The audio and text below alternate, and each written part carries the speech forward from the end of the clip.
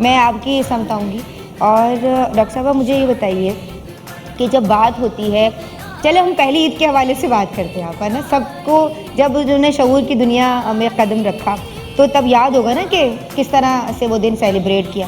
اب شعور ہم نے کب شعور کی دنیا میں قدم کیا، شعور کی دہلیز پہ قدم رکھا بینگ اے مسلم، یعنی وہ مسلمان جب اسلام قبول کرتا ہے، جب حضور جان عالم صلی اللہ علیہ وسلم کی معیت میں یعنی شعبان میں اور پھر اس کے بعد رمضان میں 2 ہجری میں روزے رکھے جاتے ہیں، اور پھر عید الفطر جو پہلی منائی گئی، اس حوالے سے میں چاہتی ہوں کہ تھوڑی ہسٹوریکل اس کی جو امپورٹنس ہے اور جو بیک گراؤنڈ ہے، جو ہسٹری ہے، اس حوالے سے کلام.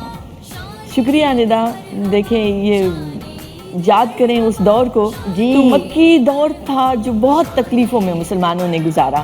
اب جب مسلمان ہجرت کر کے آئے مدینہ پاک میں تو مدینہ پاک پہلی اسلامی ریاست بنی ہے. اور آپ دیکھیں تو 17 رمضان کو غزوہ بدر کا مارکا ہوا.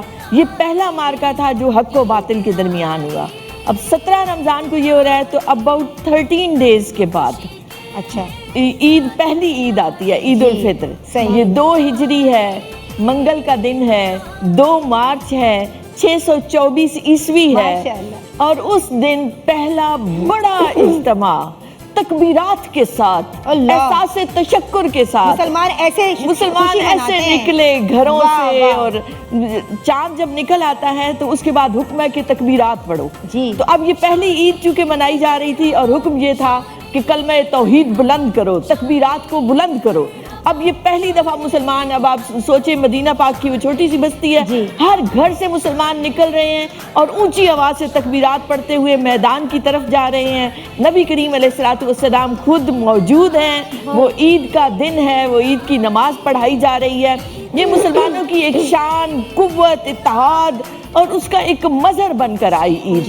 یہ سب سے بڑا اجتماع. آپ دیکھیں چھوٹا اجتماع ہوتا ہے نماز کا جو 5 وقت ہوتا ہے، اس سے بڑا ہوتا ہے جمعے کے دن کا. تو یہ جو عید کا اجتماع ہوتا ہے یہ اور بڑا ہوتا ہے. حکم یہ ہے کہ مساجد سے بھی نکل آؤ، گراؤنڈز میں آ جاؤ تاکہ دنیا دیکھے اور دنیا پر بالکل. اور ایک روب اور دبدبہ پڑتا ہے دشمن پر بھی، اور مسلمان ایک قوت بن کر، ایک سیسا پلائی دیوار بن کر سامنے آتے ہیں. تو ایک بڑا ہی خوبصورت منظر لگتا ہے. آپ دیکھیں تو ایک زیب و زینت کے ساتھ عام مسلمان بھی ہے، وہ اس دن غسل کرے گا، اچھے کپڑے پہنے گا، خوشگوار احساس کے ساتھ نکلے گا، گلے ملیں گے ایک دوسرے کے، عید مبارک کہیں گے. تو ایک خوشیوں کو باوقار طریقے سے منانے کا رنگ اللہ نے عطا کیا ہے. ایک طرف اس کی بندگی ہو رہی ہے، اس کی عبادت ہو رہی ہے، اور دوسری طرف معاشرتی طور پر ایک خوشیوں کو، امن کو، محبت کو پھیلایا جا رہا ہے. ماشاء اللہ. خوشی منانا عین دینداری ہے. اسلام جو ہے وہ خوشی منانے سے ہمیں روکتا نہیں، لیکن خود تہوار ضابطے بتاتا ہے، ضابطے بتاتا ہے. کچھ قیودات ہیں جن کو ہمیں فالو کرنا ہے، جن کے اندر رہنا ہے. آپ کو کچھ یاد ہے؟ چلے اب تو یہ آپ نے ہمیں بتا دیا کہ ضابطے کیا ہیں، لیکن جب پہلی عید ڈاکٹر امتیاز جاوید کاکوی صاحبہ منا رہی ہیں، اب زیب و زینت جو کا بھی اظہار ہو، مسرت کے واسطے بھی ہو، اور شادمانی بھی ہے، عید کا دن بھی ہے، اور تھوڑا شعور بھی آ گیا ہے، تو کیا زینت جو ہے وہ پیش نگاہ ہوتی تھی یا عیدی کو زیادہ چاہیے ہوتی تھی؟ کچھ یاد ہے آپ؟ جی میں یاد کروں ندا تو وہ بچپن کے دن، ابھی عوریہ سے بھی یہی بات ہو رہی تھی کہ اس کا ایک احساس تو رہتا ہے رات کو سوتے ہوئے کہ صبح کب اٹھیں گے، صبح کب ہوگی، کب نئے کپڑے پہنیں گے. تو ایک مہندی کی خوشبو مجھے ابھی تک یاد ہے، رچی بسی ہوتی تھی گھر کے سین میں، اور مہندی لگانی رات تک، اور ہاتھ کو اپنے ایسے اکڑا کے رکھنا کہ یہ کہیں منہ پہ نہ لگ جائے، اور اس کا ڈیزائن بھی صحیح رہے، اور وہ چھوٹا سا پرس ہونا چاہیے، وہ ہے کہ نہیں، وہ جوتا ہے کہ نہیں، ایک چمک والا، چمک دمک والا. پھر سب سے عید ملنے کے لیے جانا ہے، پلیٹ میں وہ، اور اوپر خوبصورت سا وہ رومال ڈال کے امی دیا کرتی تھیں.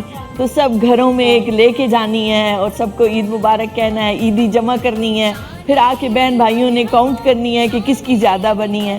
تو یہ میرا خیال ہے کہ یہ سیم ایک ماحول. کون سا نمبر تھا آپ کا؟ میرا 6 نمبر ہے. ہم 7 بہن بھائی ہیں. ماشاءاللہ. مجھ سے چھوٹا ایک بھائی. چھوٹی تھی تقریباً، آپ سمجھتے ہیں. ہاں جی، مجھے بہت محبت ملی اپنے بڑے سب بہن بھائیوں سے.